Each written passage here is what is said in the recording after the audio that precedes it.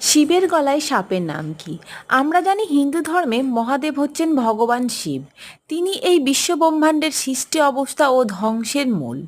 ভগবান শিব অল্পতে সন্তুষ্ট হয়ে যান বলেই শিবের আরেক নাম আশুতোষ।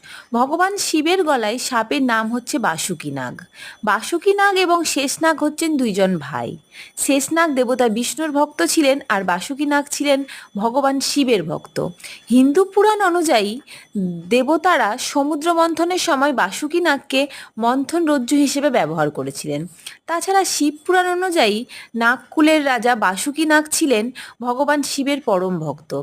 তিনি সর্বদা ভগবান শিবের ভক্তিতেই মগ্ন থাকতেন। এতে ভগবান শিব সন্তুষ্ট হয়ে বাসুকী নাগকে তার কণ্ঠে স্থান দেন।